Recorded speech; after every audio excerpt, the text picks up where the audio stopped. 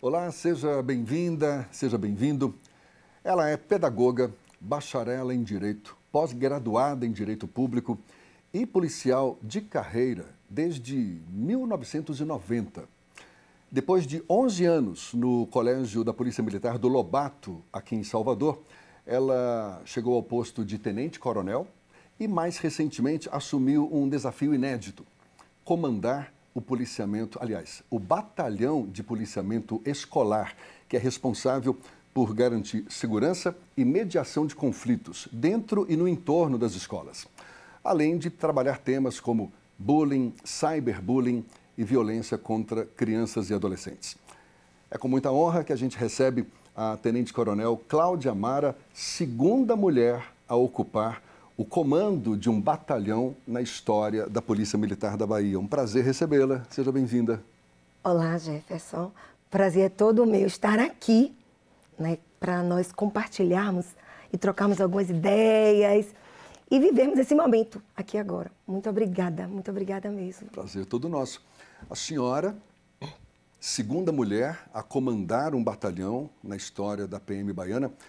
Qual a representação desse marco para a instituição e para outras mulheres que sonham em seguir carreira militar? A nossa instituição ela está fazendo 200 anos. Nesses 200 anos, nós temos apenas 35 anos a mulher que ela ingressou na corporação. Então, assim, ocupar esse cargo de ser comandante de um batalhão, até então, era algo inédito, né? E de 2 anos para cá que ocorreu a primeira mulher e agora eu sou a segunda. Então, assim, é um desafio. É um desafio, porque até então a mulher ela ocupava comando de companhia, direção de escola, mas o batalhão mesmo, comandar um batalhão, na dimensão que é um batalhão, é um desafio muito grande, porque é lidar com os problemas do batalhão, é lidar com os problemas da sociedade. E esse batalhão especificamente, que é o batalhão de policiamento escolar, ele, como você mesmo disse, é desafiador. Porque o nosso papel não é só, o papel do batalhão não é só aqui, Salvador e RMS, é em todo o estado. Então, assim, dá um frio na barriga. Imagino. Mas... Já que está falando tanto em desafio, o ambiente da Polícia Militar é majoritariamente masculino. Sim. Historicamente, sempre Sim. foi masculino. Quais foram os maiores desafios dentro da instituição para a senhora assumir um cargo de comando? Eu acredito que um dos maiores desafios é a ousadia do comandante-geral em dar uma função dessa a uma mulher. Esse é um grande desafio, né? Muito mais da parte deles do que nossa, porque eles apostam, né? Eles apostam na gente, eles confiam no trabalho da mulher, eles sabem a sensibilidade que a mulher tem no trato, não só com o público interno, como com o público externo. Então, isso é muito importante, isso é motivador para a gente, que está ocupando esses postos agora. Na corporação, nós só temos, agora, atualmente, 9 mulheres tenentes-coronéis, no universo de 170 homens tenentes-coronéis. Então, não temos ainda nenhuma mulher coronel, a sua grande maioria é majores, capitães, tenentes, soldados, sargento, mas coronel ainda nós não temos. Então, o desafio é do homem mesmo, do comandante, quando aposta, né? Eu acredito que a mulher vai desempenhar um bom papel sendo comandante de um batalhão e vamos colocar para ver se ela dá conta mesmo. E pode ter certeza que a gente vai dar. Muitas vezes, mulheres em postos de comando precisam provar mais que os homens. A senhora sentiu isso na instituição e como é que reagiu a isso? Digamos que sim, senti, mas o importante é fazer o seu trabalho. Eu faço o meu trabalho, eu dou conta do meu trabalho. Eu não estou preocupado com o que o outro vai achar, eu tenho que fazer eu tenho que dar o meu melhor. E o meu melhor é desempenhando as minhas funções da melhor forma possível. Então, eu não me preocupo, não. Podem deixar, eu não me preocupo, não. Na sua visão, o que muda quando uma mulher lidera um batalhão? É um olhar diferente sobre segurança, prevenção, enfim, o acolhimento também? Muda tudo. Muda tudo. A forma como a mulher olha, a forma como a mulher ela age diante das situações que aparecem para ela. A mulher é muito mais cautelosa, ela é muito mais amável, muito mais afetiva, muito mais preocupada, ela observa os detalhes, talvez que o homem não observe com tanto cuidado que ela tem, né? A mulher é mais perfeccionista, né? Então muda muito mesmo. E na relação com os seus subordinados, consegue manter o nível de respeito ou percebe que há uma certa desconfiança, coisa do gênero? Não, eu consigo manter o nível de respeito, sim. É muito tranquilo. Não tenho... Eu ouço, eu gosto muito de ouvir, Jefferson, gosto mesmo. Eu acho que todo e qualquer trabalho, é bom a gente ouvir o outro lado, né? O que é que eles estão pensando, se concordam ou não, porque comandar é comandar com, não é comandar sozinha. Então, eu não vou gerir um batalhão sozinha. Eu tenho uma equipe que está comigo. E essa equipe tanto possui homens como mulheres. Então, eu gosto de ouvir, não tenho problema. Se teve algum problema? Não. Não tenho recordação de ter tido algum tipo de problemas com homem, com sexo masculino. Não. A senhora acredita que o seu exemplo pode abrir portas para outras mulheres assumirem postos de comando? O que está faltando para mais mulheres assumirem condição de liderança na PM? O que está faltando é promoções, né? As promoções ocorrerem, elas ocorrem no tempo certo, as mulheres entrarem no interstício, que seria o tempo de um posto para outro. E, Jefferson, eu digo sempre, eu posso até não chegar até o último posto, sabe, de coronel, mas só em percorrer essa carreira, só em pavimentar esse chão e olhar para trás e dizer assim, poxa, outras vão chegar, outras estão chegando. Isso é muito bom. Para quem entrou em 1990, que só éramos 27 sargentos e 70 soldados, isso em 1990, quando eu olho e digo, eu estou em 2025, e digo, eu jamais imaginaria que um dia eu chegaria ao posto de tenente-coronel na minha corporação. Então, é apostar, acreditar, trabalhar para que isso aconteça, estudar. Ou seja, a senhora não sabe se vai chegar ao posto de coronel, mas é sua pretensão? Claro. É o topo. É o último. É o topo, é o último né? posto. Claro. Me prepararei para isso. Para chegar até o último posto. Por que não, né? É claro. E sobre o batalhão de policiamento escolar? Nasceu em um momento de grande preocupação nas escolas. Isso foi em 2023 que foi criado o batalhão. Naqueles últimos anos, muitos casos de ataques às escolas. Quais são as principais estratégias do batalhão para prevenir esse tipo de ocorrência, Tenente Coronel? Em 2006, nós tínhamos as rondas, as conhecidas rondas escolares, que faziam esse trabalho. As rondas faziam esse trabalho de fiscalização, de acompanhamento nas escolas. E devido à demanda, o que aconteceu? Em 2023, em 2006 são as rondas, em 2023 surge o batalhão escolar. Então, ele abraça essas ondas, fazem parte do batalhão escolar. O batalhão escolar, a função dele é linda, porque ele trabalha diretamente com as escolas. Não só dando suporte na parte de segurança, mas também, como você mesmo disse, fazendo palestra de bullying, cyberbullying, violência contra criança e adolescente, drogas. Então, isso tanto para os estudantes quanto para os professores, para o corpo escolar. O corpo docente, discente, para a comunidade escolar. Para os pais também, a gente participa de reuniões com os pais, porque a gente está mostrando que a polícia, ela tem que estar casada com a educação, com a sociedade, com a comunidade, com a família. E o que a gente quer, que o batalhão precisa, o que o batalhão deseja, é que cada vez mais os alunos se sintam seguros e continuem na escola, e continuem estudando.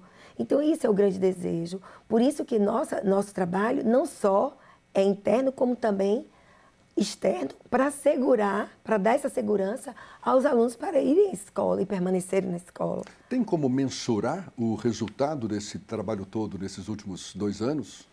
Tem. A gente fez uma pesquisa, aplicamos, essa pesquisa está sendo aplicada, para justamente avaliar o trabalho que é desenvolvido, para vermos o que é que a gente precisa melhorar, o que a gente precisa acrescentar ou tirar. Então, esse trabalho a gente está fazendo, sim, para fazer essa avaliação. Qual é a área de atuação do Batalhão de Policiamento Escolar? Grande. Grande. Mas pega Salvador... Salvador, RMS, região e metropolitana. todo o estado. Todo o Estado? Isso. Quando tem alguma situação na escola que é necessária intervenção da Polícia Militar, é o batalhão escolar que vai, porque são policiais que são especializados para lidarem com esse público. Lidar com esse público é o batalhão. Então, assim, tendo alguma necessidade, o NTE mantém contato com a secretaria ou com o próprio batalhão e nós deslocamos até a cidade para dar esse suporte. Profissionais especializados, capacitados. Sim. Capacitados de que forma? Qual é a capacitação dos profissionais, dos policiais que atuam junto com a senhora? Polícia comunitária, né, o trato, né, a aproximação com a polícia comunitária, também o estudo do ECA, Estatuto da Criança e Adolescente. A gente tem que estar ciente, consciente da nossa função quando somos acionados, mediação de conflitos, justiça restaurativa. Então, tudo isso a gente tem que estar o tempo inteiro fazendo reciclagem para que esse policial saiba o que ele vai fazer quando ele é acionado, né? Qual a ação dele diante de uma infração, um cometimento de porque o menor, ele não comete o crime, né? Ele comete uma infração. Nesse caso, o que vai ser feito? Para onde é que vai levar? Então, existe todo um preparo, o trato, como é que o trato que ele vai ter com esse adolescente, com essa criança, de que forma ele vai abordar. Então, tudo isso é uma especialização, digamos assim, que ele passa para se preparar para atuar nessa área. A senhora falou em mediação de conflito. Sim.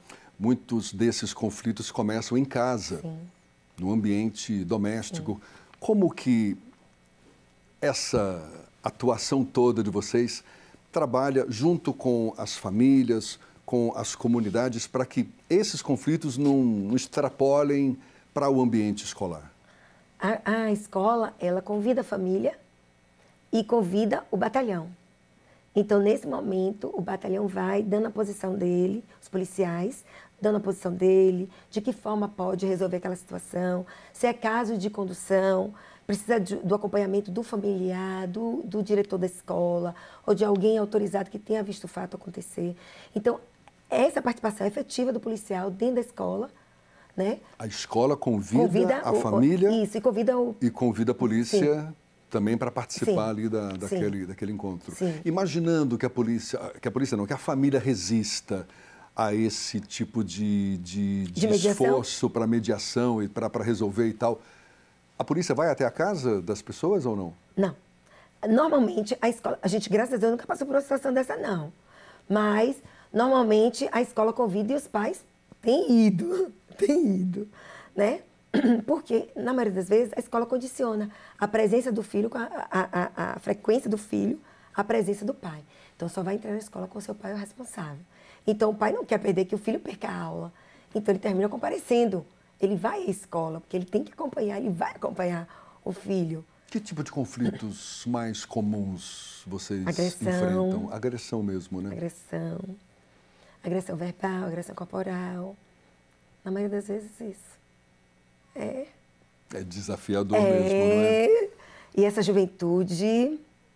O que tem essa juventude? Porque assim, a juventude hoje, pense só, a gente está vivendo um momento que é muito difícil, que a família, às vezes, ela não consegue conter o jovem, ela não consegue dar regras, né? Ditar regras para o jovem, para o adolescente. Então, ela transfere muitas vezes essa responsabilidade para a escola. A escola, se ela não souber administrar, ela chama o batalhão. E aí, para tentar, da melhor forma, resolver. Então, situações que antes, lá atrás, a família resolvia, hoje ela não consegue mais resolver. Então, ela transfere essa responsabilidade para a escola. Então, quando a escola, diante de determinados casos, que ela se vê assim, impossibilitada, o braço dela é o batalhão escolar, vem cá, né? É o braço, é o amigo mesmo, que tem que estar lá dentro para tentar resolver aquela situação que está se passando, para não estender, para que o problema ele não ganhe força, né? Tem que ser resolvido.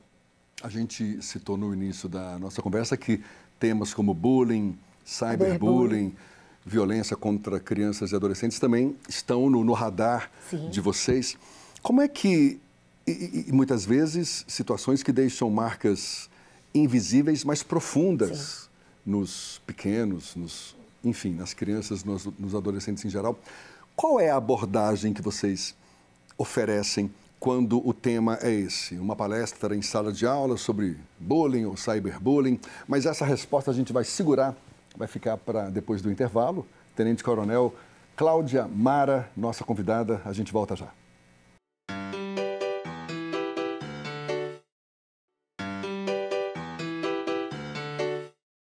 Já estamos de volta, a nossa convidada, Tenente Coronel Cláudia Mara, que é comandante do Batalhão de Policiamento Escolar, segunda mulher a comandar um batalhão na história da Polícia Militar da Bahia. Bullying, cyberbullying são fenômenos crescentes, a gente sabe disso e que muitas vezes, como eu comentei antes, né, deixam marcas invisíveis, mas profundas nos jovens, especialmente. Como que o Batalhão de Policiamento Escolar lida com essas questões, Tenente Coronel? Nós realizamos palestras, bate-papo com eles. Tornamos o ambiente de forma lúdica para que eles compreendam, para que eles sintam na pele que determinado comportamento não deve ter com um coleguinha, com um amigo. E o Batalhão Escolar, ele tem se especializado muito nisso, nessas palestras, nesse bate-papo com essa juventude. Não só nas escolas públicas, viu? Mas também nós estamos sendo convidados para palestrarmos nas escolas particulares também. Essa atuação do batalhão não se limita às escolas da rede pública? Não. Está extensiva à comunidade escolar como um todo, não é? Isso, sim. A gente vive novos tempos hoje em dia. Estamos falando aqui do bullying, do cyberbullying, fenômenos que até existiam, não falo tanto do cyberbullying, mas do bullying. Eu quando criança, a gente brincava com um coleguinha e tal, e não tinha aquele peso que hoje tem.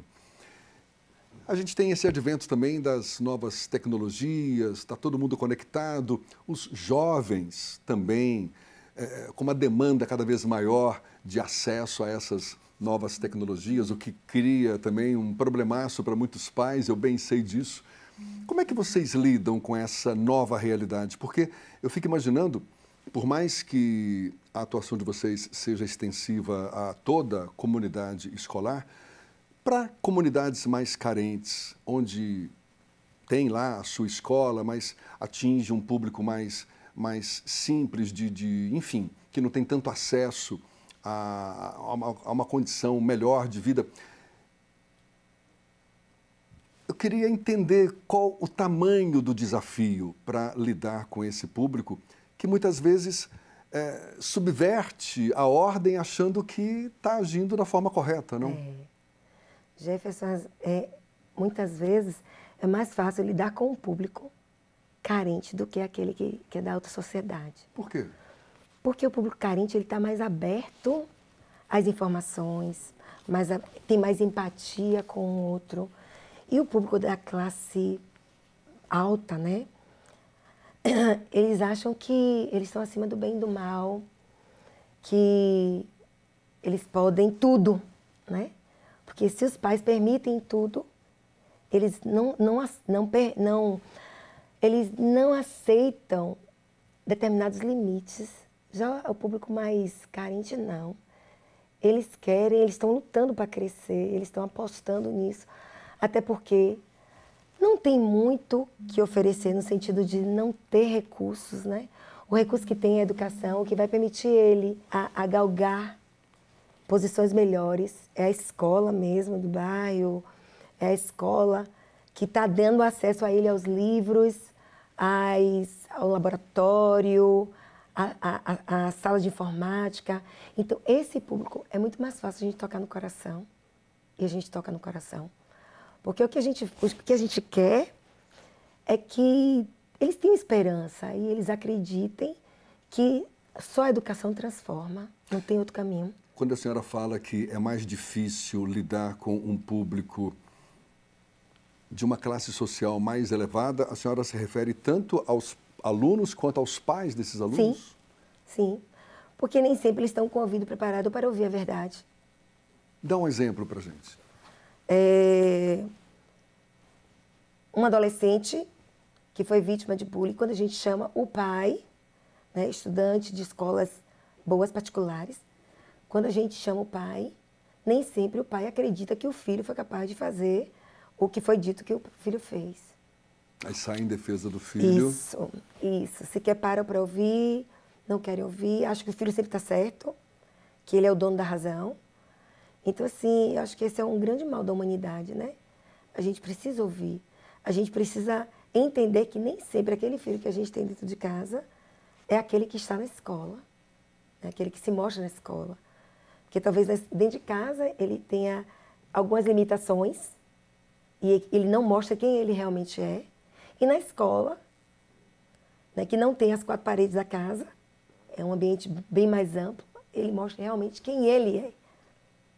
E nem sempre o pai acredita, né? Acredita no que a escola está dizendo, do que o professor diz, nem sempre. Nem sempre. Então, aí é um desafio muito grande do batalhão escolar, do próprio diretor, do próprio professor, convencer o pai que aquele filho em casa não é aquele filho, não é o que está na escola, né? Fico imaginando que, especialmente em comunidades mais carentes, se a família não cuida do filho, muitas vezes o tráfico acaba cuidando. É. Existe também essa preocupação de vocês de estar à frente dessa questão, de lidar, por exemplo, também com traficantes para, enfim, não sei como é que seria esse tipo de intervenção, mas está no radar de vocês. Sim, a gente lida com os estudantes, mostrando para eles que o caminho é a educação, que não tem outro caminho. O tráfico, a gente diz sempre, quando a família não cuida, o tráfico recruta. Sim. Mas que o caminho não tem outro. Até porque a gente não conhece nenhum traficante que tem carreira longa, né? Não existe isso. Então, não tem outro. O caminho é a educação. É quem transforma. É quem vai dar esperança, né? Vai abrir as portas para um emprego, para uma faculdade. Não tem outro. A senhora acredita que o policiamento no entorno das escolas é suficiente para reduzir a violência ou uma ação mais ampla? Tudo bem, a senhora já citou aí várias iniciativas, a palestra, a busca pela educação, o contato com a família, mas o que mais poderia ser colocado em prática que não é tão valorizado hoje em dia para reverter essa situação de insegurança? A participação da família, né? A participação da família na escola, juntamente com a gente, com o batalhão escolar, com a direção da escola, acompanhar o desenvolvimento do filho, fiscalizar, né? Porque a gente está ali na escola, a gente está no entorno da escola. O que a gente pode fazer, a gente faz. Mas nem sempre, quando foge desse espaço, desse momento, fica muito mais a cargo da família do que da gente. E a família não sinalizar se perceber alguma coisa diferente, né? Se percebe alguma movimentação diferente, se percebe que o filho está com material que não é dele, que não pertence a ele. Então, assim, é sinalizar mesmo, porque o batalhão está ali presente. Então, se eu percebo alguma coisa, eu tenho que... se eu não quiser me expor, tem os canais, tem o 190 que pode ligar, tem o Disque Denúncia também, que a pessoa não precisa se identificar. O que eu tenho que fazer é proteger meu filho, né? Proteger essa criança, meu filho, meu vizinho. Né? Proteger essa criança do tráfico. Eu tenho que proteger. Eu não posso deixar o tráfico tomar conta, de jeito nenhum. E no entorno da escola, a gente está justamente preocupado com isso. Né? A gente não pode deixar... Chegou alguém estranho na porta da escola, não é pai. Adolescente, o que está fazendo quando deveria estar dentro da escola estudando? Então, quando a direção nos sinaliza sobre isso, imediatamente a viatura desloca e vai até o local para ver o que está acontecendo, por que está ali, o que está querendo. Então, como tem esse movimento da própria batalhão, muitos já sabem disso, não vão. Há quem diga que a presença da polícia nas escolas ou no entorno das escolas provoca um ambiente de intimidação. Sim. Como é que a senhora responde a esse tipo de comentário? Eu não diria de intimidação, eu diria de proteção. A presença da polícia, ela está querendo ali proteger. Né? Proteger o adolescente, proteger os funcionários, os professores, a gente está querendo proteger. Muito mais mesmo proteger os adolescentes para que eles possam estudar com segurança. É o que a gente quer. A senhora também é pedagoga. Sim. De que forma essa formação influencia o seu olhar sobre segurança escolar e mediação de conflitos? Eu sou apaixonada por educação. E, assim, a educação é um desafio, é um ato de coragem mesmo. E estar à frente desse batalhão é é prazeroso. Por quê? Porque eu posso tentar colocar em prática tudo aquilo que eu aprendi lá atrás e o que eu venho acompanhando no dia a dia. E o batalhão, ele me permite fazer isso. Ele me permite estar em contato direto com o diretor, com a Secretaria de Educação, com os alunos. Então, para mim, é desafiador nesse sentido de que o universo antes era só uma escola, quando eu trabalhei no Colégio da Polícia Militar, e hoje, só na Bahia, nós temos mais de 1.000 escolas. Mais de 1.000 escolas. Então, assim, é desafiador demais. É você perceber, assim, que vale a pena, sabe? Vale a pena você entrar nessa área de educação, vale a pena quando você olha. E lá na frente, você vai encontrar com aquele menino que passou por você e que deu certo, e que ele tomou um caminho, um rumo muito bom, sabe? E pensar no futuro, né? Porque hoje a gente cuida do presente para garantir o nosso futuro, porque hoje os adolescentes de hoje vão ser os nossos professores, os nossos médicos, os nossos governadores, deputados, né? Então, esse público que a gente tem que tratar bem para que lá na frente ele desempenhe uma boa função, ele faça o que é certo. A Polícia Militar, historicamente, é vista mais pela repressão do que pela prevenção, historicamente falando. Sim. A senhora acha que o Batalhão de Policiamento Escolar pode ser um passo para mudar esse conceito, principalmente entre crianças e adolescentes? Sim. Por quê? Porque o nosso trabalho é preventivo, o nosso trabalho a gente está cuidando do agora, do presente. A gente está fazendo com que aquela criança, aquele adolescente, ele tenha contato direto com a polícia e que ele veja que ali não é um bicho-papão, e sim um cidadão igual a ele, igual o pai dele que ele deixou em casa, igual a mãe. Esse contato, essa relação, essa intimidade faz com que a gente quebre alguns tabus, algumas barreiras e torne essa relação muito mais prazerosa, né? A gente perca o medo da polícia e veja a polícia como um grande aliado nosso. E é esse dos papéis mesmo da polícia, não é? Sim. Claro que tem o papel da repressão, mas a prevenção, aliás, fala-se tanto disso hoje em dia, quando o assunto é segurança pública, que não é só repressão. Você precisa educar, precisa conscientizar as pessoas, inclusive o envolvimento de toda a sociedade. Sim. A senhora enxerga dessa forma também? Sim. Educação é tudo. Tudo. Educação no trânsito, né? Educação no trato com o outro, a educação no cuidado com o outro, no olhar com o outro. Tudo passa pelo viés da educação.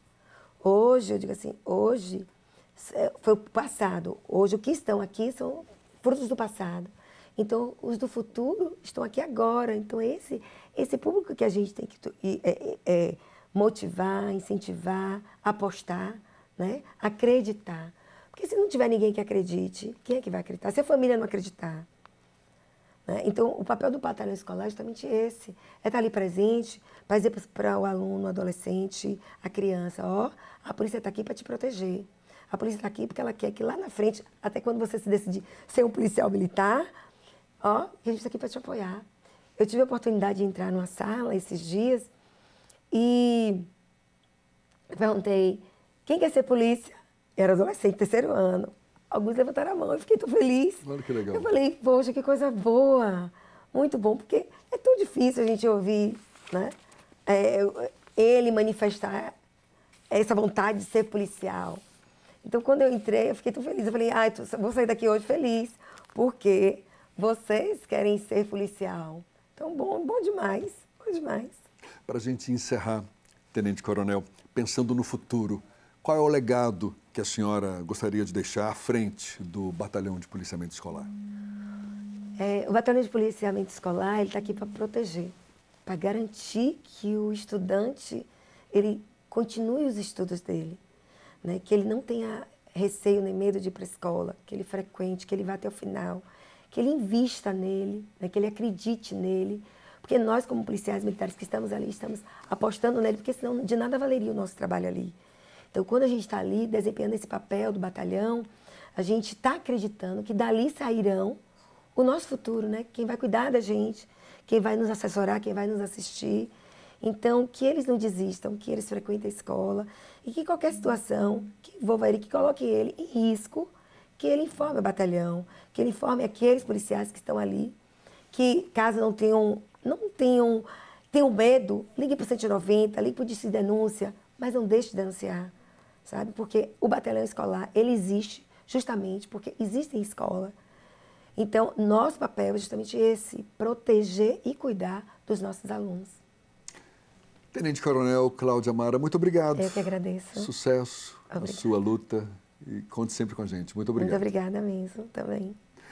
E muito obrigado a você também, claro, que acompanhou esse nosso bate-papo com a comandante do Batalhão de Policiamento Escolar, Cláudia Amara, segunda mulher a ocupar um cargo de comando, comandante de um batalhão na história da Polícia Militar.